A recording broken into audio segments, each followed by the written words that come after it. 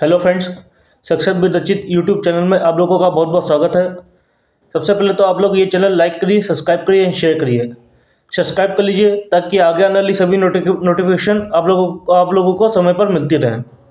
आज हम लोग बात करते हैं कि स्टेट बैंक में जो ट्रांसफ़र पॉलिसी होती है उसके बारे में कि स्टेट बैंक का स्टेट में ट्रांसफ़र कैसा क्या रहता है और हमारी जॉइनिंग कहाँ होती है, इन सब के बारे में बात करते हैं।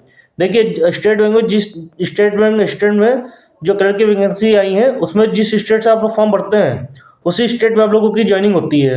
और जो ये जॉइनिंग होती है हम लोग की, तो इसमें 80% चांसेस यही रहते हैं कि आपकी सिटी के नियर ही कहीं जॉइनिंग होगी। जैसे कि आप जिस सिटी में रह रहे हैं और आपने उसी स्टेट से फॉर्म भरा है, तो आप लोगों की जॉइनिंग अड़ोसी पड़ोस एरिया में होगी, बहुत ज़्यादा दूर इसमें जॉइनिंग नहीं होती है। और इसकी जो जॉइनिंग होती है, ये जो है अर्बन एरिया में ज़्यादातर जॉइनिंग होती है। शुरुआत में तो आप लोगों की रूरल एरिया में जॉइनिंग होगी, लेकिन बाद में जो है आप लोगों का ट्रांसफर होकर अर्बन एरिया में हो जाती है जॉइनिंग, मतलब आपकी सिटी में। और ऐसा बहुत से ज़्यादातर चांसेस यही रहते हैं कि आपकी सिटी में भी जिसकी जॉइनिंग हो सकती है। लेकिन अब बहुत से क्वेरीज ये आ रही थी कि जो अदर स्टेट से अगर हम लोग फॉर्म फिल करते हैं तो क्या उसमें जो है अपने स्टेट में ट्रांसफ़र इतनी आसानी से हो जाता है। तो अगर आप लोग अदर स्टेट से फॉर्म फिल करते हैं तो आप लोगों का जिसमें ट्रांसफ़र के चांसेस समझिए बहुत ही कम रहते हैं, ना कि बराबर ही रहेंगे। कि अगर बहुत से यूट्यूबर्स ने ये कहा कि आप लोगों के अदर स्टेट से फॉर्म फिल करने के बाद जी आप लोगों के अपने स्टेट में जॉइनिंग हो जाएगी, तो ऐसा बिल्कुल भी नहीं है। आप लोगों के अदर स्टेट से अगर आप लोग फॉर्म फिल करते हैं, उसके बाद अपने स्टेट में आने के लिए आप लोगों को कम से कम 20 से 25 साल नौकरी करनी पड़ेगी। उसके बाद आप लोगों की अगर अपने स्टेट में सीट वैकेंट रही तो जाके जॉइनिंग होगी।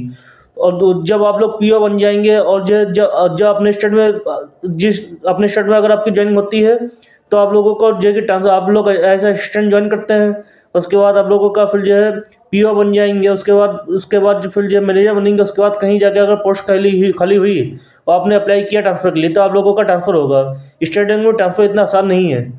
अदर बैंकों के कंपेरिजन में स्टेट बैंक में ट्रांसफ़र इतनी आसानी से नहीं होता है, तो आप लोग इस चीज़ का ध्यान रखिएगा। कुछ क्वेश्चन मेरे पास इसके कि जिसका जो है एलपीटी टेस्ट के रिगार्डिंग भी आया था कि इसका एलपीटी टेस्ट क्या रहता है। तो अगर आप लोगों के पास हाई स्कूल इंटर में जो है वही लैंग्वेज है, किसी स्टेट से आप लोग फॉर्म फिल कर रहे हैं, वहाँ पे हिंदी मांगी गई है या इंग्लिश मांगी गई है, तो आप लोगों की अगर हाई स्कूल इंटर में वही लैंग्वेज है तो आप लोगों का एलपीटी टेस्ट नहीं होगा। वरना अगर आप लोग हाई स्कूल इंटर में उस सब्जेक्ट से वो सब्जेक्ट नहीं है, तो आप लोगों का एलपीटी टेस्ट होगा। बहुत से लोग जो अदर स्टेट से फॉर्म फिल कर रहे हैं, जहाँ पे जो है जहाँ की लैंग्वेज दूसरी है, तो जो है अदर स्टेट से फॉर्म फिल करने से पहले आप लोग ये सोच लीजिएगा कि एलपीटी टेस्ट इतना आसान नहीं होता है। एलपीटी टेस्ट में हम लोगों को दूसरे स्टेट की लैंग्वेज सीखनी पड़ेगी। जहाँ से हम लोग फॉर्म फिल कर रहे हैं, तो वहाँ की हम लोगों को लैंग्वेज सीखनी पड़ेगी तब जाके, क्योंकि जो एलपीटी टेस्ट होता है अलग अलग सेंटरों का अलग अलग एलपीटी टेस्ट होता है। जैसे कि आप लोगों का स्टेट बैंक में जो है ज्वाइनिंग हो गई, उसका आप लोगों ने गुजरात से फॉर्म फिल किया, तो आप लोगों को गुजराती आनी चाहिए।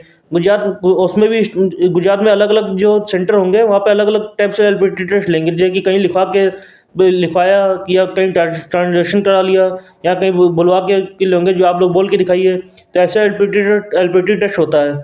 एलपीटी टेस्ट में भी बहुत से लोग बाहर हो जाते हैं। इसलिए आप लोग एलपीटी टेस्ट को इतना आसान मत समझिएगा कि क्योंकि अदर स्टेट्स दूसरी लैंग्वेज सीखने में हम लोगों को बहुत टाइम लग जाता है। इतनी जल्दी हम लोग एक महीने में कोई भी लैंग्वेज सीख नहीं सकते हैं। इसलिए अगर आप लोग अदर स्टेट से जो है फॉर्म फिल करते हैं, तो और जो वहाँ की लैंग्वेज डिफरेंट है, तो आप लोग वहाँ से फॉर्म जहाँ तक हो सके नहीं भरिएगा।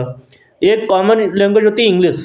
जैसे कि इंग्लिश जो है बहुत से अदर स्टेट में इंग्लिश मांगी जा रही है और जो है और स्टेट की लैंग्वेज मांगी जा रही है, तो आप लोग वहाँ से फॉर्म फिल कर दीजिएगा। क्योंकि इंग्लिश मोस्टली सभी लोगों के पास होती है। हाई स्कूल इंटर में सभी लोगों के पास इंग्लिश होती है, तो इंग्लिश जो अगर अदर स्टेट में है तो आप लोग वहाँ से फॉर्म फिल कर सकते हैं।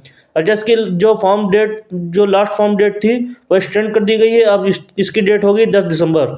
तब ये लेकिन अब 10 दिसंबर के बाद इसकी डेट एक्सटेंड नहीं होगी। 10 दिसंबर तक आप लोग फॉर्म फिल कर दीजिएगा, इसके बाद जो इसकी डेट एक्सटेंड नहीं होगी। Okay, thank you. अगर आपको कोई भी और अदर कोई क्वेरीज हो तो आप लोग मुझसे कमेंट में पूछ सकते हैं। Okay, thank you, all the best.